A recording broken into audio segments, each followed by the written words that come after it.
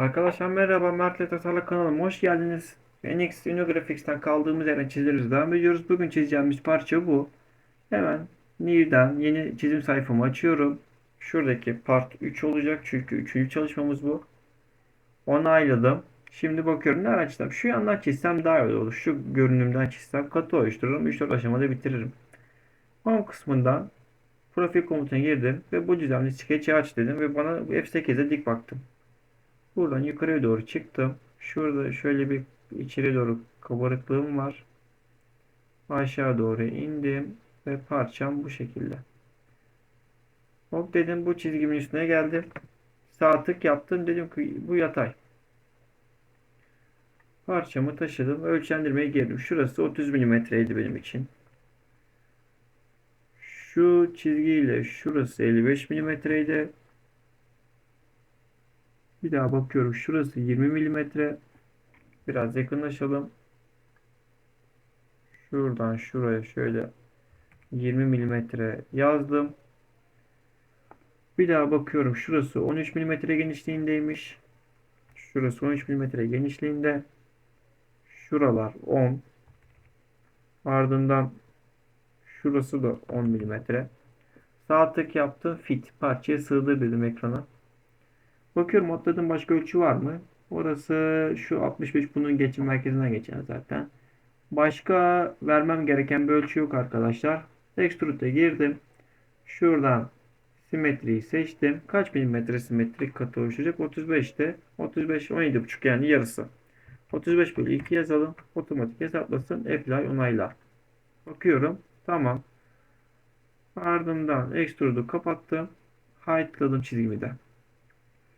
Şimdi şurada benim radiuslerim vardı. Radiuslerimi yapalım. H-Blend'e girdim. Radius 5 milimetre. Birincisi bu çizgim, ikincisi bu çizgim. Onayla. Şuradaki slotu yapalım. Daire komutuna girdim. Buradaki düzleme tıkladım. Çizgi skecimi açtım ve F8'e dik baktım. Birinci dairemi çizdim. İkinci dairemi çizdim. Şimdi bunları bir tane ortada merkezden birleştirdim. Bunu ekran çizgisi yapmak için çizgi üstüne geldim. Sağ tık yaptım. Convert'te referans. Ardından iki tane line çizgi yaptım. Şimdi bunları tanjant yapacağım birbirine. Teker teker seçiyorum. Bunlar birbirine tanjant. Bu da tanjant. Ardından şöyle yapalım. Çizgi seçemedim. Bunlar da birbirine tanjant. Hiçbir şey yapmıyorum arkadaşlar. Sadece çizgiyi seçiyorum mouse'da. Hiçbir yere tıklamadan buradan tanjantlığı veriyorum. Ve şuradan trim'e girdim. Fazlalıkları trimledim. Şurası fazla kaçtı. Şuraları şöyle. Buraları trimledim. Ölçendirme komutuna girdim. Dedim ki şununla şunun arasındaki mesafe 10 milimetre. Şunla şu çizgi arası mesafe de 10 milimetre. 10 milimetreyi yazıyorum. Ve bunun orta noktasından şuradaki mesafe de 35, yarısı 17,5. 35 bölü 2. Extrude'dan buradan girdim. Subtract dedim. Subtract. Bunun yönünü ters çevir. Şuradan. Ters çevirdim. Dedim ki bir sonrakine kadar.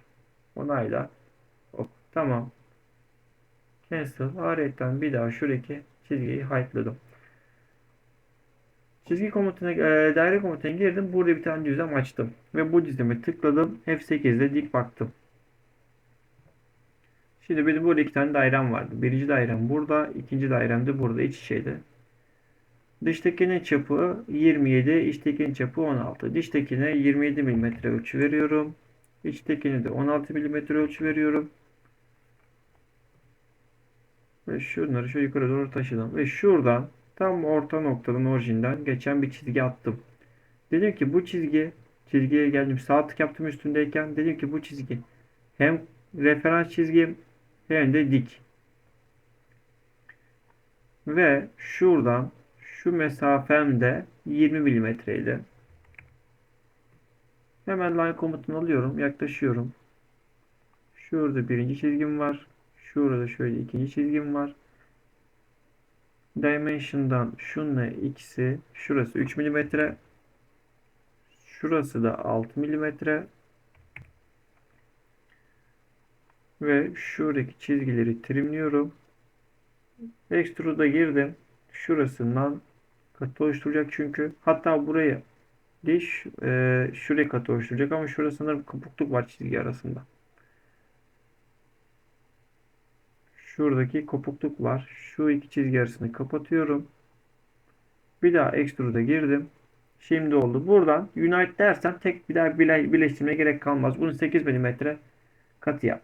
Onayla, cancel ve şuradan bunu height'la. Yani demek istediğim şuydu arkadaşlar. Unite şu an parça bütün gözüküyor. Oradan da ayarlayabiliyorsunuz. Parçayı birleştirmek isterseniz. Sağ tık yaptım. Fit. Parçaya sığdı. İki tane şurada deliğim kaldı. O delikleri yapalım. Daireyi seçtim. Düzlemimi seçtim. F8'de dik baktım. Birinci dairem burada. İkinci dairem burada. Hemen eksenlerini çakıştıralım. Aynı doğrultuda olsun. İkisi de çizgi üstüne geldim. Sağ tık yaptım. Convert to referans. Bunların ölçeri çap 10. Bunun çapı 10 milimetre. Bunun çapı da 10 milimetre. Arasındaki mesafe 21 milimetre şu çizgi. 21 milimetreyi de yazdık. Ve şuradan şuraya da 8 milimetre bir ölçümüz var. 8 milimetre ölçümüz var ve şu kenarlar arası da 7 milimetreymiş. 7 milimetreymiş. Ve şuradan extrude'a girdim. Dedim ki bunları subtract yani çıkar. Ok aşağı doğru nereye kadar? Until next. Bir sonrakine kadar onayla ve şuradaki çizgileri highlight'la. Parçaya perspektif bakalım. Unuttuğumuz bir şey var mı? Şu an parçamız oldu. Şu çizgileri gizledik. Şurada delik var sanırım. Şurası komple delik. Bir daha şurada bir düzlem atarak yani şuraya bir tane çizim sayfası açalım. F8'e dik bakalım. Şurada daire komutundan şuraya kadar bir çizgi çizelim. Aynı şeyde bir daha subtract diyelim. Şöyle bir yerine şey ne kadar bir sonrakine kadar çıkar. Biraz daha uzatmak lazım sanırım. Altı next value ölçü diyelim. Şöyle uzatalım, onaylayalım, cancel. Ayrıyeten şuradan çizgiyi highlightlayalım. Şu an tamam arkadaşlar. Parçamızı çizmiş olduk. Daha fazla parça çizim videosu gelmesi için, eğitim serimiz gelmesi için destek olmayı unutmayın arkadaşlar. Bir dahaki videomuzda görüşmek üzere.